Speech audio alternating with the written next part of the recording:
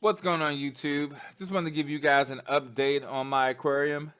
I can tell you that it looks completely different since the last time I had the opportunity to show you guys. Um, I've kind of moved away from the frags. I still have some of my frags. They've kind of grown. You can see, and I'll post some pictures here. But you can kind of see that they've grown. I've also added smaller colonies instead of just frags, just because I like the look of a fuller tank without having to wait. And to each his own. Some people, enjoy seeing their frags, over the years grow out to these huge colonies. And I guess in that sense, I'm kind of cheating a little bit. Um, but of course, it's more riskier. You don't want to lose an entire colony of coral. It can be very expensive.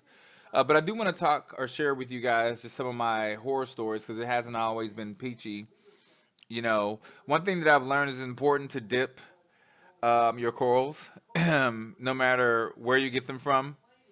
Um, I actually introduced some aquapore eating flatworms into my aquarium, and also gorilla crabs. And if you don't know what gorilla crabs are, I'll just tell you guys briefly.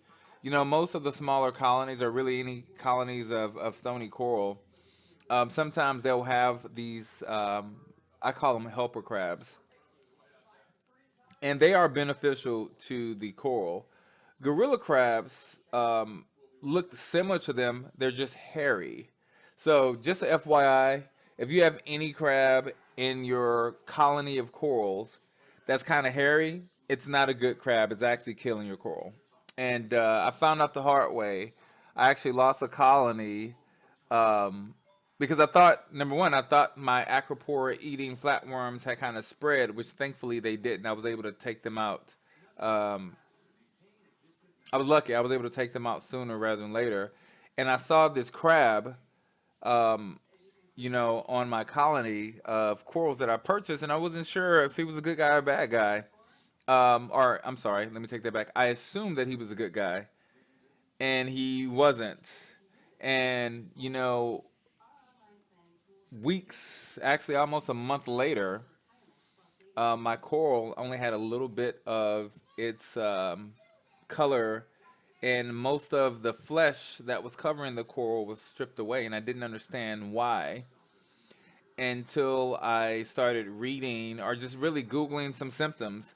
And I saw a couple of pictures of these crabs, and that's exactly what it was. It was a gorilla crab, and they are terrible, and they will bounce around to other colonies if they can get to them. So, and they're incredibly difficult to remove from your tank.